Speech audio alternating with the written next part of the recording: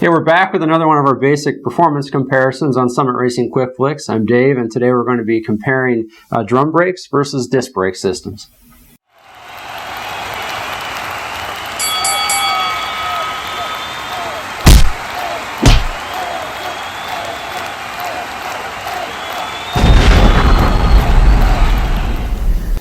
Now, as we go along a little bit later, we're going to talk about different styles of brake rotors and different brake pad compounds. But before we did that, we really just wanted to touch on the brake systems themselves and the two main styles. Starting here with the drum brake system.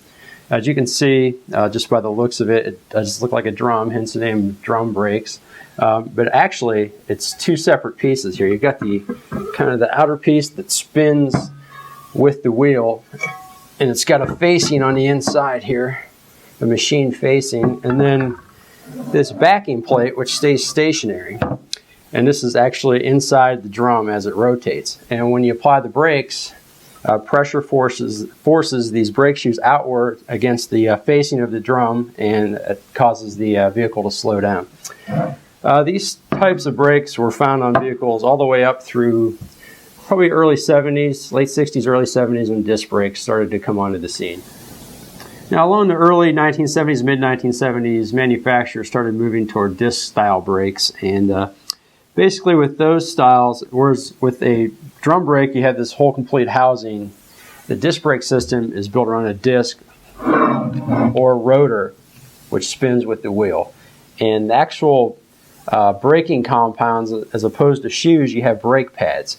These pads fit inside this caliper, and the caliper then fits over the rotor, and the pads come down each side of the rotor, and as the brakes are applied, the caliper squeezes or clamps the brake pads around the rotor.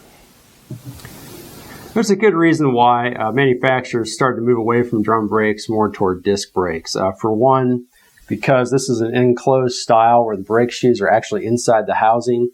When friction occurs during braking, you can get heat building up pretty quickly in there, which will lead to brake fade and adversely affect the performance of your brakes. On disc brake style, you have the open air design with the rotor spinning, and then you've got the friction surface out here, and as the stopping occurs, a lot of that heat is dissipated into the open air, so you don't get the fade as quickly.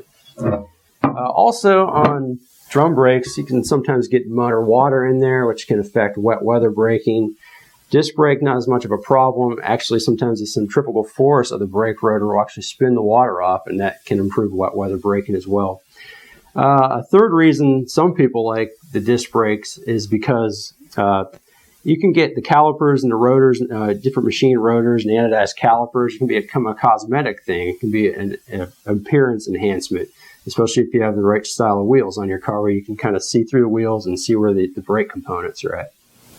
Now, if there is one advantage to the drum style brakes, it's just simply cost. It's a little bit more cost effective to make them and install them.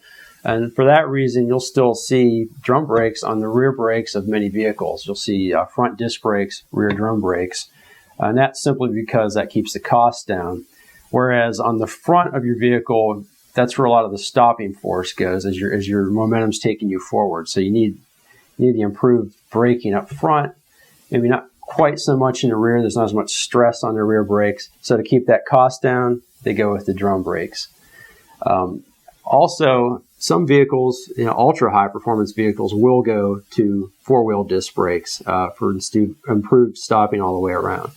So what happens, though, if you have an old hot rod and you've got the drum brakes on? Does that mean you're stuck with the old drum brakes? It doesn't.